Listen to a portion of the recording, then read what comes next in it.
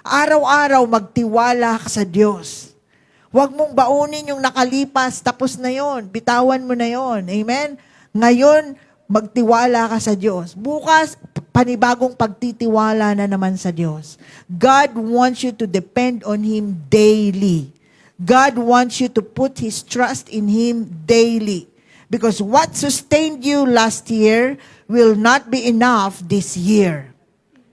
In fact, God is offering to you greater things, greater anointing, greater manna, greater blessings. That is what God wants you to experience.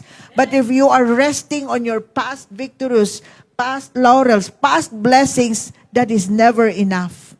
Tapos na yon. So you need new things today. You need new anointing. You need new blessing. You need new whatever that it is that you need from God.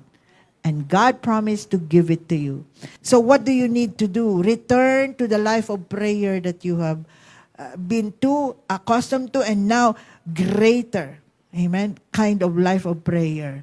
Reignite your hunger for God. Reignite your ministry. Reignite your calling.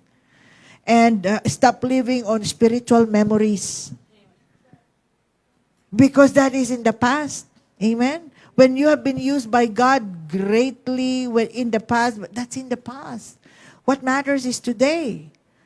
Amen? So you should finally recommit and consecrate your life to God. So some of us need refreshing, renewal, reconsecration, rededication. If you need to do that, do it. Amen? Stop procrastinating. Wag mo nang pinapatagal. Ngayon ka na mag-commit sa Lord. You need fire? Go for it. Amen? Magpaalab ka muli sa Panginoon. This year requires deeper prayer life. Amen? Deeper, greater obedience for God and stronger faith. So, yun po yung lesson about, they are new every morning. Lagi mong tatandaan, laging bago tuwing umaga ang pag-ibig ng Diyos.